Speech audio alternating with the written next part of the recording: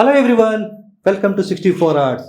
మసాలా ఇడ్లీ అండి. మసాలా ఇడ్లీ అనేది బిర్యానీలు వీటికి ఇష్టపడే వాళ్ళకి బాగుంటుందని తెలుసు కదా.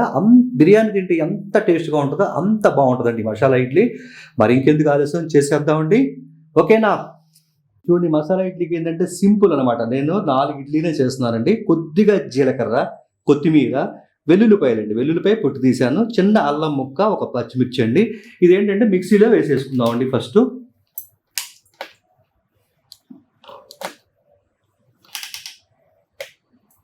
మిక్సీ వేసుకొచ్చేద్దాం.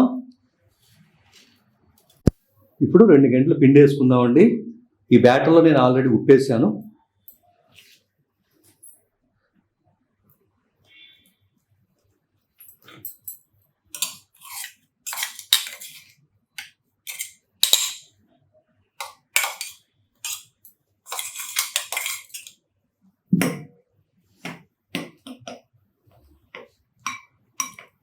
మసాలా ఇడ్లీ పిండి కలుపుకుందాము.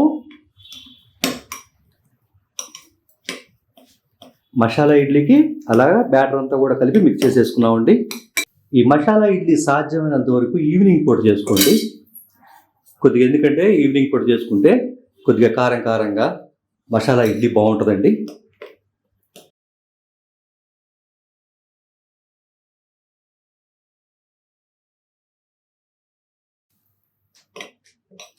తెలుసు కదా, నేను 4 ఇడ్లీనే చూపిస్తున్నాను.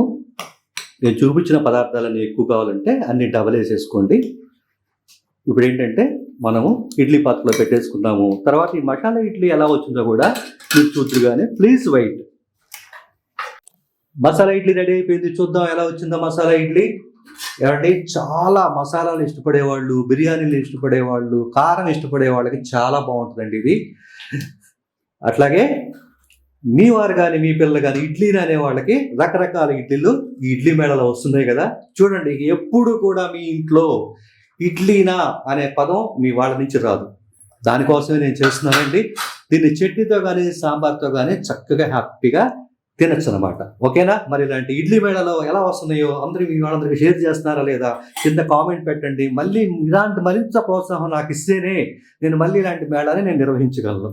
ఓకే, థ్యాంక్స్ చెప్తుంది మీకు 64 అవర్స్. Please share, like.